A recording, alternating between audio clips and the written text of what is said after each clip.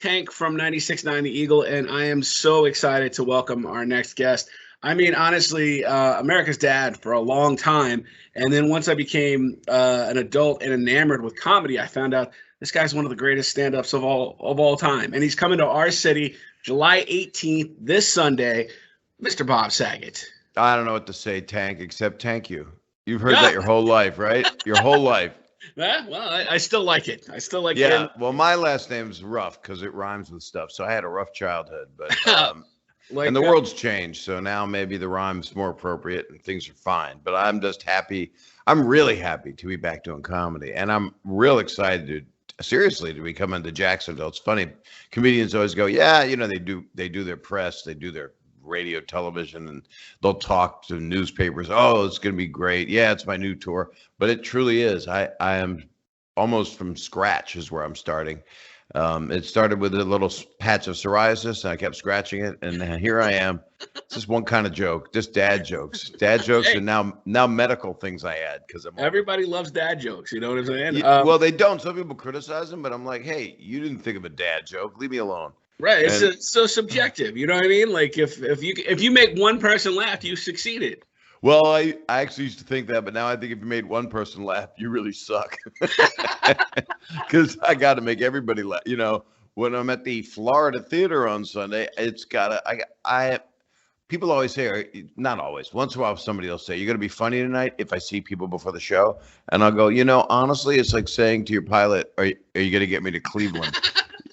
But the truth these days, you don't Yeah. know if you're gonna You, get to ne- Cleveland. you never know. But I will get you to Cleveland, and not I'll get you to He is the Jacksonville. laugh town, as it were. Oh man, I used to go to Jack. I've played this place before, so I'm excited.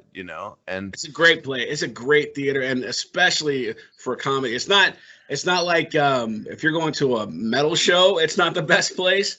But for right, comedy, it's just one of the best venues in the entire country. yeah, I really love it, and I've always played Florida, and it's when I was able to start getting back doing stand up. I opened up the Hard Rock in Atlantic City with my buddy Mike Young, and it was a 7,000 seat place, but they had under 1,000 people for two different shows because that was the law of the CDC. But it's Atlantic City, you think they just let, yeah, another 3,000 got in. I don't know how, boss. There's no CDC guy here, but in Florida and Texas, I opened up a bunch of places, and Texas and Florida, they wide open. Well, we don't really care here. Oh no, you don't. You You know what I don't. mean? You Like, just there's hardly any rules. well, all I care about is that people are okay, and Right. I do feel bad for people. Obviously, we feel bad. I feel bad. I know you feel bad for people that I, lost people through I this do. whole thing. Absolutely. But the world has turned into a giant wrestling match, and my goal is just to bring people together in laughter. Honest to God, I'm not talking religion or politics because I'm exhausted. I'm like everybody else. I just want to have a good time. I think everybody could use a great laugh, and it's funny because we grew up with you on TV, and like I said, I found out later that you were a stand-up. When you were on Full House. Were you still doing stand-up, or did you just take a break during that whole time? No, I did it, but not as much. But I've been doing stand up since I was 17 years old or Right. Yeah. No. 16. And so my stand up was always weird and always just odd. I did a lot of musical comedy. I still do. I have a lot of new comedy songs that I'm very, very proud of. And I'll be doing them at the Florida Theater, of course, everywhere on tour. I've got a whole new everything. And it kind of got me back to my roots of what I did before I was on Full House. Before I was on that, one of my first things of consequence was the Rodney Dangerfield's Young Comedian special with Sam Mhm. Kennison, Louis Anderson, and Rita Rudner. A lot of great people were on it. And then I was in a Richard Pryor movie, Critical Condition. In my credits, it's all the same credits every time I talk. How you doing? I'm Bob Saget. I directed Dirty Work. It's like people go, does he have to mention it in every interview? I just don't have enough credits, so I just say the same five things. But then Who needs a lot of credits? It's about quality, not quantity, Bob. that's what I told my wife, and she said, "All right." And then after she was done crying, she was fine. But it was it was an interesting thing to get. I'm an actor. I've studied for years and love acting. Also, people don't get that's Yeah. a possibility. You can do that. And I played a character, and he's a clean freak. And I am more Danny Tanner now than I ever was. Um, And I'm the only TV dad who will never go to jail. I will say that. Yeah, people want to spread stuff, but that's just their own schmear on their eyeballs because I just had a sick sense of humor. That's what I'm guilty of. So, but otherwise, I have three great daughters. I have all the people I love from the show that I'm close with. You know, they're just there's nothing but comedy and love. My problem is I've said stuff over the years that I would not repeat because you can't, because it's a different time. You know, what you're doing, right? It's different than what you did 5 years ago. You can't do it. Yeah, we're different people. When I would listen to stuff from 15 years ago when we were shock jocks, right, the things we would say on the air would get us canceled. I mean, like it would.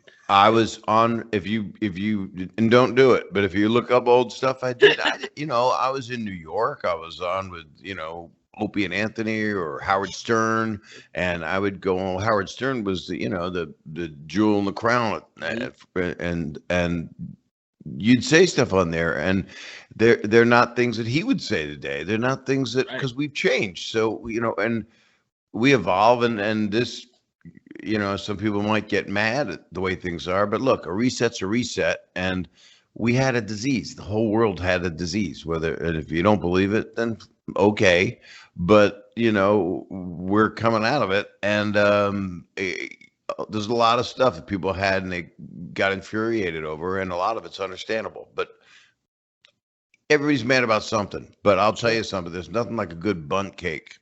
You ain't lying. Little strawberry bundt cake, a little cream cheese topping. Right now, if you said that 10 years ago, you get canceled. They wouldn't think you said bunt, and then you get canceled. And then the cream cheese, that's it. You're done. Yeah. You're not allowed back in the building. They've been trying to cancel me for years, Bob. Well, they try with me, but they ain't gonna, because I got a lot of love in my heart, and I'm a good person. And it was Bill Burr, he was saying, I'll cancel them, because this guy is one of my friends and one of the funniest people that exists. You can't, but look, a true comedian that's been doing it I've been doing it for over 40 years. If you're smart, you stay relevant, you try to move on and get people go, he just does wiener jokes. It's like, you know what? If I'm not talking about it, who's gonna, Sure. I mean, I'm doing it in a very dad-like way. And also, if you're good at doing wiener jokes, do them. You know what I mean? If that's what floats your goat, but Absolutely. Don't in Florida. I was in Jacksonville once, and there was a hurricane, and I had to cancel the show. Now, I'm not sure. I don't remember if it was Jacksonville or Tampa, but I remember I was in a high-rise hotel, and a goat flew by the window.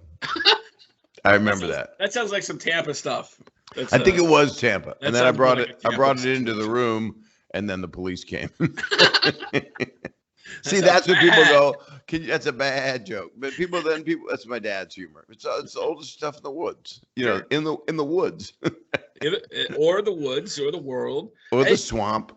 Look, here's the thing: you got to keep evolving, and you as an artist, you got to what moves you. You know what I mean? Like what's your that's your thing. So hopefully your audience follows you. Well, they do, and that's what's been so great. Like, I've been selling out everywhere I go. I sold out years ago when I did the video show, but that's it's a different kind of selling out. But you know what? That was worth it. It made people happy, and there was no YouTube or Wi-Fi.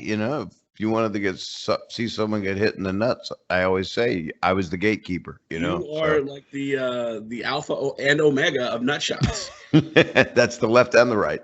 Exactly. But that's what I called them, alpha and omega. But but I actually, one of the things I love the most is performing right now, because then I'm getting ready to direct a movie. I acted in a movie in the Cayman Islands that'll be coming out, I guess, later in the year. I don't know when. Is that the movie Benjamin?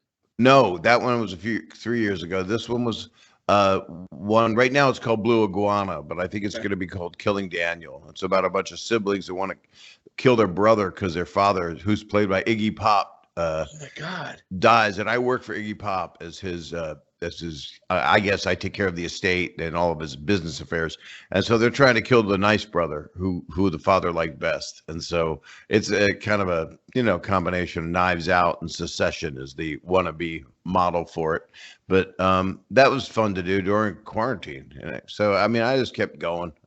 I just I went on Masked Singer. I was Squiggly Monster. I remember. I watched that. Yeah, I was trying to forget it that I did it, but because for years I said I won't do it. It's been on 3-4 years, and Ken Jeong said, "Well, come on as a guest host or something. I mean, as a panelist, guest judge." And I'm like, I don't know. And then Ken is like texting me while I'm secretly doing the show, as a person trying to win. I don't know what I don't think you'll win anything. No, you get the golden coffee, golden mask. Yeah.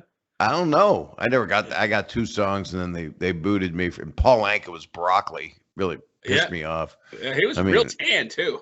Yeah, but that's him. Yeah, I don't think that's tan. I think he's just turned into just chaw. He turned into a baseball mitt. He's a Slim Jim. He's turned into turkey jerky.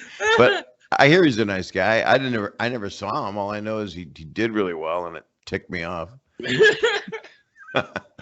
But are you gonna be able to come out to the show? Yeah, my wife's birthday is actually the night before, so this is gonna be like our first night. I think our first night out. So I'm really excited.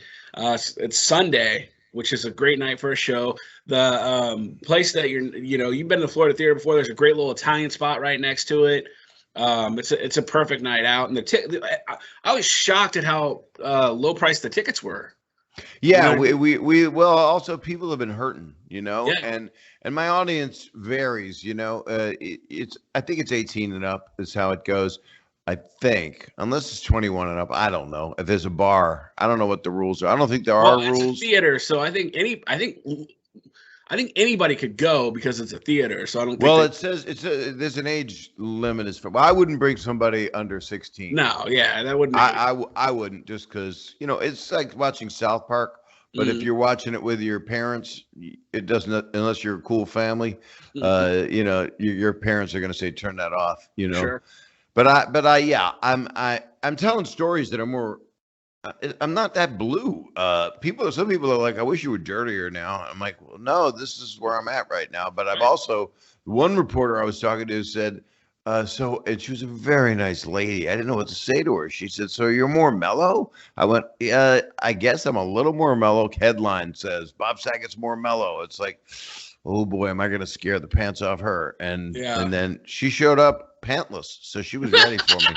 So you can't say that. You can't say that. Yeah. So you still have the effect on them, huh? That's a problem. Yeah, I get the librarians, but I'm incredibly happy in my life. But I'm telling stories. It's different. And I was out doing Dave Chappelle's thing in Yellow Springs. Oh yeah. And that was in Ohio. And I did it before he had to shut down because of COVID. And then when he got back up and did it again, I did it for 4 nights. With John Mayer and Jeff Ross and Darnell, and it was just amazing. And I'm doing it for the purity of it. I'm doing stand-up because I have to do it. I love it, and I got a lot of. It's just different, and the music's different. It's really great, and the audiences are responding that way. I mean, it's just really. We all want to enjoy ourselves. We all want to laugh again. We need it. We need it collectively. Are you a Comedy Store guy? Is that where you came up? I did my first thing in LA there, but I came up out of Philly, and I did stand up. I won a radio contest on a. No kidding. WMMR. That was their progressive radio. I think I lost you for a second. We're back. We're back. Okay. Yeah. So WMMR was a radio station in Philly, and I won $500. I was 17 years old, and I sang a song about bondage. So if anybody wants to know why is Danny Tanner like that? Why don't you go back and look at me when I was 17? I was a mess, but people laughed, and it was just weird, kinky stuff. And I got it from watching people like Martin Mull, who I loved a lot. And I don't know if people know who Martin was, but he is brilliant. he's brilliant. I mean, he started Fernwood Tonight for the people that would know that show. He was on Roseanne. He was on Sabrina the Teenage Witch. You know, he's been in a ton of movies. I'm actually directing a documentary about him, and That's so awesome. we're working on that right now. And Steve Martin's in it, and Eric Idle from Monty Python, and Norman Lear, and a lot of David Allen Greer, a lot of cool people that are amazing. And anyway, my comedy, I don't know what the hell I did. So I was in New York playing clubs, and then I was in Philly, and then Comedy Store was I was like 21 years old, and then the owner said, "Work here for free, you'll be happy." So I did, and one of my Yeah, first sure. hosts was David Letterman. So and then I also worked the Laugh Factory and the Improv too, but the Comedy Store was kind of my home base. Yeah, I one of the things I love about the incestuous nature of comedy is like how many people are tied together. A lot of that. It's funny you did that Mitzi impression is the same one that I mean it's a spot on Mitzi impression that everybody has, and it's one of those Yeah, things that just it it's such a thing that like you guys are all going out into the world, disseminating into the universe to make people laugh, and I think that's a beautiful thing. And one of the things I like about the lore, because I went to the store a couple of years ago, and it blew my mind the lineup of the people that just were stopping through. I mean, it's like the yeah. top comics of the day. So it's one of those things. It's like it's mythical. You know what I mean? Like you guys go through that place and then come out into the world and put smiles on people's faces, and that's your whole gig. It was really at its peak when I got there, and then it peaked again thanks to Joe Rogan Mm. and all the people that came in there. You know, Sebastian and Whitney Cummings, and it was a whole second wave, and Jeff Ross in the past 10 years. And it had lost its business, and they really got it back strong. And then COVID hit, and it's back on fire now. I mean, I was there last weekend, weekend before, and Bill Burr was doing 3 shows in the main room, and then it's just really special to be around. And Mark Maron, I mean, people that I came up with, I know them. I mean, Bill, I was younger, but Mark, I think they were the same age, but Mark was hanging out at the store more back in the day. Sure. But when I was coming up, man, the lineup was like Robin Williams and Michael Keaton, Billy Crystal, Richard Pryor would come in, and everybody was in. Jeff Altman was real popular. Argus Hamilton, Pauly Shore, Mitzi's son, Hmm. and it was an amazing time. It was when comedy was like rock star stuff, you I know. feel like the guys from your generation definitely went on to do more stuff outside of comedy than this generation is doing. You know what I mean? Like you had the show. A lot of guys went on Robin Williams, obviously the movies and the TV Well, shows. and he's one of the best that ever will live. Yeah. Yeah. So I mean But that's then you look at some of the people now. I think it's more evolved than it was. yes. And more evolved as far as like you're saying how everybody got along. There was a lot of stuff. I mean, I had a lot of friends. I mean, if you got 6 friends that killed themselves, that's a lot of people. So So I know 6 people back in my day. One very famous one, that not famous person, but famous death, of the Comedy Store. They wrote a book about it. I'm dying up here, and it was about the strike and when people, the comedians struck, and a couple of friends took their lives because they just weren't. You got to have your mental health together, and stand up for me really helps me with my mental health. It didn't used to. yeah. I used to get all hyped up and crazy, and a lot of us did. And in the early '80s, it was party central, but now, when I think about how everybody is, when you go into the Comedy Store and you listen to Mark Maron, and you listen to Bill Burr, and you listen to, Joe Rogan's in Austin now, but, obviously his podcast, you hear that these are people working on themselves. These are people trying to understand stuff. They're trying to figure out, even if they're depressed, they're talking about how they're getting through life. And and what we all share now as a whole world of people that all went through something at the same time. So it's not like you got to come see a bunch of COVID jokes, but it's hard to avoid it, because one is, can you joke about it? And the answer is there's ways to joke about almost anything. Some things you just can't joke about. And some things years ago should not have been joked about that I was part of. I mean, if you look up behind me, you can see that there's the my roast of Comedy Central. You see that poster? Oh, yeah. Right. Well, that got me in a lot of deep shit. So there you go. That's just because they said we're gonna make these jokes. I said, please don't. And then they did. And oh no, the producer actually is a friend, and he said, Bob, over the public speaker of the the essay where they could hear it in the audience, try to look like you're happy. When the great Greg Giraldo is telling me that I look like the Vlasic pickle stork with that pointy beaky nose and those granny glasses. It's people like go on Twitter or go on some stupid thing and they rant about negative things about yourself. If you have a brain and you're a comedian, you already know them all. Absolutely. You know what's you. Go ahead. Sorry. No, I'm just saying you're your own worst critic. You say these things for yourself. I mean, you've been on the stage for 40 years. There's no way you don't have some second thoughts and say some things about yourself in your own head. Yeah. I mean, I don't know what they think. I'm that I'm like the guy on Entourage I played. If they happen to see that, I don't have that bravado. Once in a while, I do. I'm just a guy that's about as insecure as anybody else, but I'm smart enough to know that it doesn't matter especially what fools think of you, or with what people that don't know anything or make stuff up, or they believe what's made up. It's like, I heard. That's always the worst these days. Right. It's like, instead of I saw on the news, and then you go, which news? And then everybody's ready to fight. Right, based on which news you saw it on. Right. And then the other thing is, I heard. Where'd you hear? Well, on a TikTok, this guy said, okay.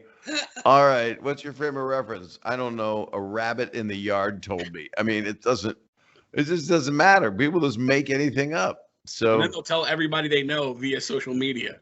Absolutely. And then I even close my show with a song called I Don't Do Negative now. And I'm really proud of it. Can't wait to do my special, which is where this will lead. Hopefully by the fall, I'll have the whole thing together. But that's what these stand-up dates are about. And I'm hitting the road hard. I'm like going to be on the road a lot. I might have to take off to shoot a couple things, couple of animals. No, I mean film a couple of things.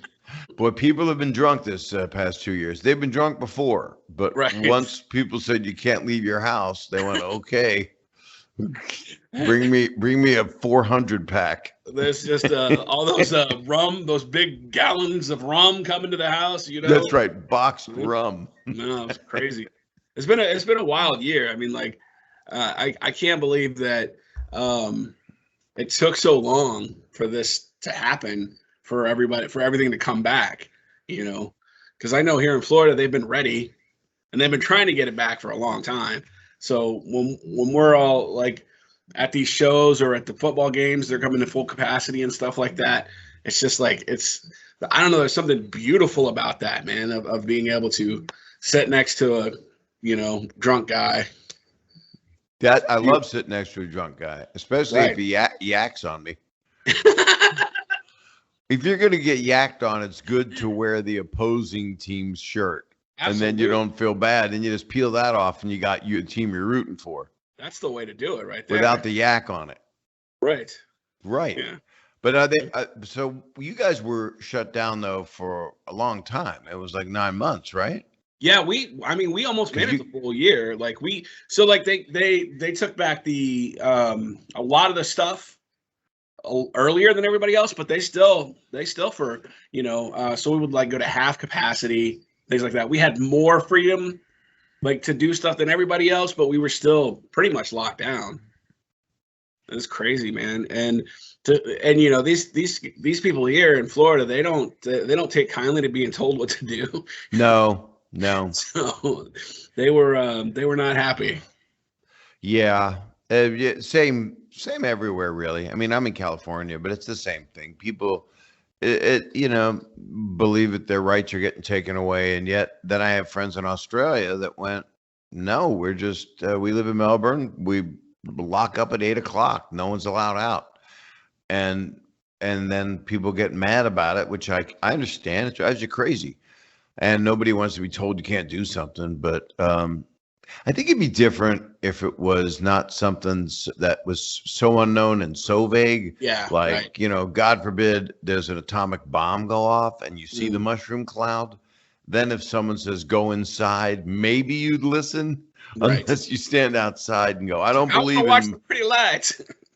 I don't believe in no mushroom cloud. And then your face just turns into one of those guys at the end of Raiders of the Lost Ark, you know, and you just turn into sand. You know, that would probably make you go, I'm going inside. But Yeah, I might. but with this one, the only thing I will say for me personally is that it has to be because of wearing a mask and not being around people, I didn't get a cold.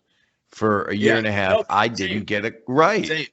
So that is my only science that I have to go by. If I'm the experiment, I didn't get a cold for a year and a half because I was on planes. I was doing some traveling. I had to for a couple things. And I don't know. I always got sick. I get sick 3 times a year. You know, I've had pneumonia a couple times because if you're a comedian or working real hard, you end up with pneumonia. Just what happens, you know. Seems like you probably don't get a ton of sleep either because you're like working all the time. I am working all the time. I did not sleep last night because our plane. Before we started recording this, not that it's not live, but you and I briefly talked, Tank, about a flight that I had last night where they had to drop some people off because they were trying to touch people on the plane. So they had to drop them off because you can't be touching people. No, that's not. Especially around the nether regions is not a good area, which is right outside of Phoenix, I think. But yes, they had descent to the bad area.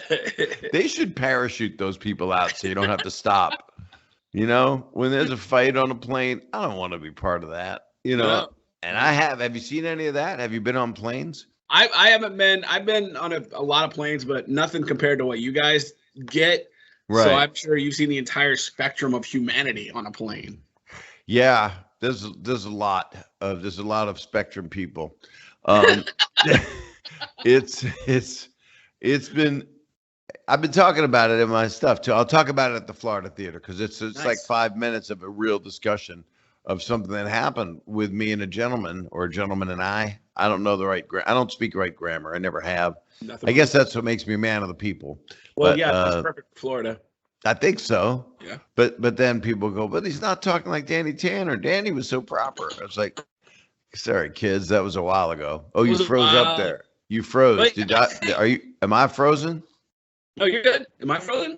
You're frozen. So one of our Wi-Fi's, but I'm moving good, but it's as long as you can hear me and I'm looking good to you, I don't care. Yeah, I was gonna say, you look. I mean, like you look 5 years older than you did on Full House. It's crazy. That's nice. Well, I lost weight too because about 5 years ago I had turned into a little bit of a heavier guy. My head was weighed about 110, just my head. You're not moving. I'm looking at you right here. Let me see. I don't know how to get you to move. Well, it don't matter. It's still clicking. There you go. There you go. On my end, it looks great. Yeah. Yeah. And this is good. I can even see the clock ticking. I like this app we're on. Yeah, it's good. This is awesome. So now, are you gonna be able to come to the show? Yeah, we're gonna come out because you know, this is like I said, like we've been trying to figure out what our first thing we wanted to come back to was in comedies. Oh, that's what you said. But you really are going to come. You're not just saying that. Yeah. Well, I mean, because it's like your wife's birthday's Saturday. Saturday, right? And we just now. Let me preface this by saying we just had a baby. I know that. Are you going to bring the baby? Because there's an age limit. We probably will not bring the baby. But that's going to be like our litmus test to see how she's doing before, if we go or not. Yeah, absolutely. I want her to feel good. Because this will be our first. This will be our first time leaving her in the month since we've had her. So how old is she? She'll be a month on Thursday. Oh my God! You should bring her, and we'll put her right by the speaker. Babies love a loud comedy show. I've always heard that, but I'm a first time dad, so I wasn't sure. So Oh yeah, yeah. When mine were little, I'd put them just in a little bassinet right by the monitor, right on stage by the monitor. Then people know you're a good father. right, yeah, you can take them with you. You know what I'm saying? Hell yeah. That's You got, smart. you got to teach them about showbiz. Absolutely, get them out there while they're young. Yep. So then they can go and do that for a living. You want your kids to be child stars. I know a lot of them. I mean, I know. Yeah, I'm a pretty lucky guy, actually. Would you recommend showbiz to people coming up? There are people it's been pretty that are good to you, but is it worth it? It depends if you got to say so about it. Like, if someone's an infant when they're starting, they don't have a say so about it. Right. But if people have them in commercials, I'm going to put my baby in a thing. It'll pay for their college because life's hard. I understand where that's coming from. Sure. And then if the kid doesn't remember it, or that's maybe they'll end up in showbiz. Odds are they won't. If it's a baby thing, like I don't see many commercials for like baby powder anymore because I think it got taken off the market for a while. I think it was giving everybody bad diseases. I think it had some metallic thing happen. Right. I don't know. It turned your package to chrome. Well, if that's the case, I'm going to box right now. Oh yeah, I'm gonna get a case of it. I want to become Iron Man. But then, yeah, I would say, but I know people that wanted to do it really, really bad. Like on Full House, Candace and Jody wanted to do it really bad. And they're special people.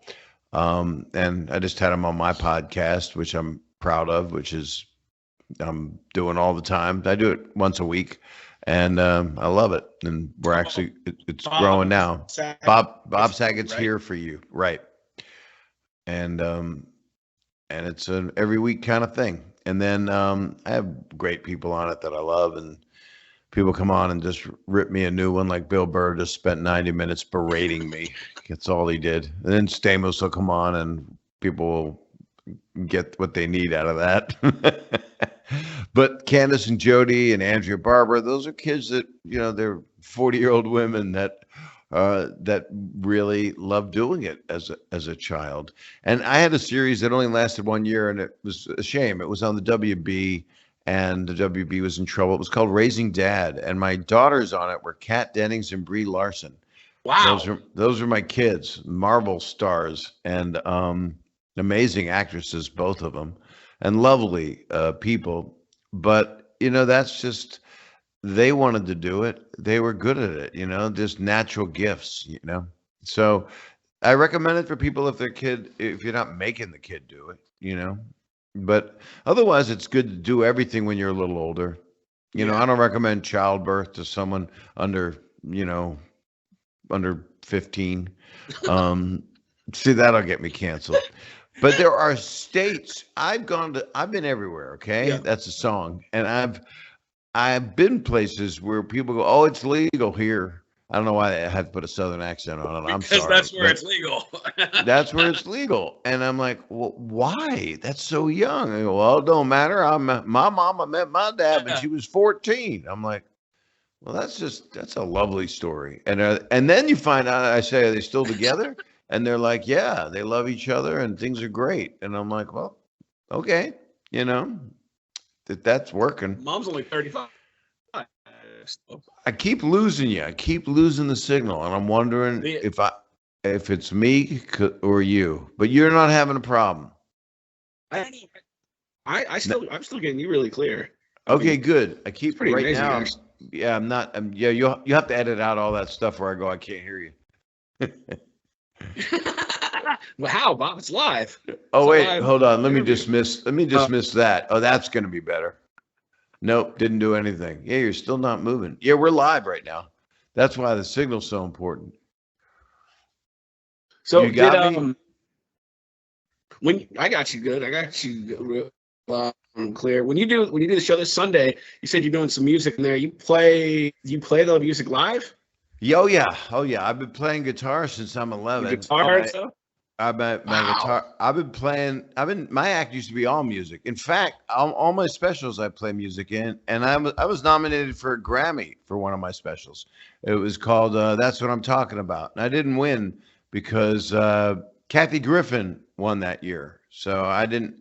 I'm Whoa. still trying. Well, don't we don't berate other comedians, but I had I would, but I don't know. It's comedians. It's hard for me to do. So, Yeah. and I'm not a sore loser. I was excited I got nominated for a Grammy, and but it's all music. I do a half an hour of music at least in all my shows, and I just love performing. So I'm entertaining the people. It's not I'm coming out and he's gonna be dirty, Danny Tanner. That's like if you have if you got a 50 on your SAT score, that would be your thought. Right. But you get 200 points on the SAT just for signing your name.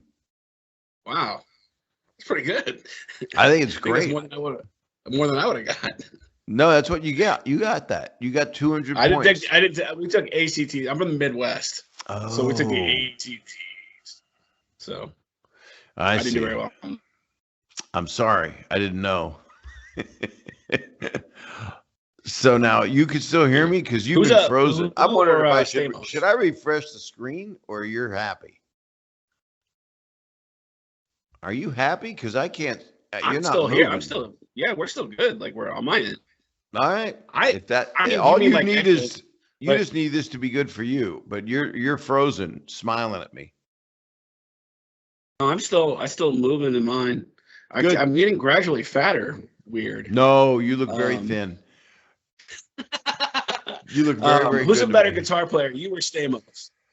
Stamos is a good guitar player. I write original comedy songs, and he doesn't do that. He's incredibly musical. He's an insane drummer. He's a fantastic drummer. Really? Yeah, that's why he played the bongos on Kokomo in the music video with the Beach Boys. So that's right. Yeah, he wore a tank top and he had a mullet, and that enough is to make him want to live in Florida. And he's always in Florida. We're coming there. We're doing something. I can't remember what we're doing together, but we're doing something in the next month or something. I don't know what it is, but I know we're doing some event, Dave, John, and me. Nice. Yeah. That's very cool. I don't know. I don't know. They just tell me. I don't know what it is. It's something they told me I'm doing. They just tell you to show up. Bob, get in the car. Bob, get inside this crate. We're going to nail it down and it'll show up somewhere. Okay, I trust you people. But I can't wait. I literally can't wait. And I'll be doing other shows in Florida on Friday and Saturday. But Sunday's like, I get to like blow the roof off because that's where when there's something about starting, but something about closing that's also real special. So I'm excited. Right. Yeah, it's gonna be great, man. The Florida Theater. As far as I know, the first comedy show back at the Florida Theater since we've been 100%. So, like I said earlier, the tickets are actually like really reasonably priced. It's a Sunday show, which is perfect. And it's going to be a lot of fun. I can't tell you, Bob, it's been so much fun talking to you. And man, I'm hoping that my baby cooperates so that I can come out and see you on Sunday, man. It's going to be a lot of fun. Thank you, Tank. Your baby will. I'm going to send real creative vibes to your child. So is it a boy or girl? It's a little girl named Charlotte. And you're going to raise her as a girl? I mean, the world's different. I mean, I guess. I'd probably let her decide like later, but right now. Good answer, my friend. That is the correct answer. So I'm going to decide for you in about 10 years. I'm going to make the decision if I can be the godfather of Charlotte. But you are absolutely 100% the godfather right now. I'm declaring. Okay, done. It's done, and then we'll decide that. But then, I'm definitely canceled now, but you have this, but you can play this for Charlotte in years to come, and she'll go, what were you guys talking about? And And I hope you can make it to the show, and I hope your wife can. That would be Oh, lovely. so too. And who would the sitter be? Yeah, it'd be great. Can you trust? Can you trust someone to be with Charlotte? My mother-in-law's in town. She's staying with us. She's a retired teacher, so she's staying with us, helping us out, which has been huge. So You're we lucky. would trust her for a few hours, and you know, just enough like food and stuff like that, so we could be gone and go see the show, and then get back. So Right. Yeah. And you can't, I would assume, I don't want to get personal or nothing, but a month-old baby, I would assume that maybe a bottle is not how the baby, how no, Charlotte right. is. She's nursing. She's nursing. So you've got to freeze it, I guess, and have some, right. So that's, I'm also fine with people nursing at my shows. We have a whole nursing section. How very progressive of you, Bob. Yeah, and that's the whole point, is to let them know that I'm thinking about this in a fatherly way, because that is I even allow men as a men's nursing. I used to have a joke. The joke was that men can breastfeed. This was the joke. This is from 40 years ago. My joke was men can breastfeed, and I said I read that. And then I said, I wrote it down, and then I read it, so it has to be true. And that's kind of where we are as a society right now. You're right. You could just read, oh, I read that. Where'd you read it? Well, I just wrote it down. I just wrote it. It's funny how prophetic that joke ended up being. It's sad. It's sad that is where we're at. Anybody can say anything.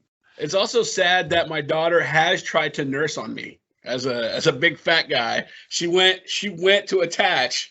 And then she looked up at me like, wow, this is terrible. Yeah, you could be, because you're holding her. I have 3 daughters, and when they were little, it is the natural movement. It is a natural thing if you have them cradled in your arm. And I put duct tape over my whole chest. I didn't even, that's the furthest thing from my consciousness. And I have amazing daughters, so I'm very lucky, and I'm very happy that you have Charlotte. Congratulations on that. Thank you so much, man. I really appreciate it.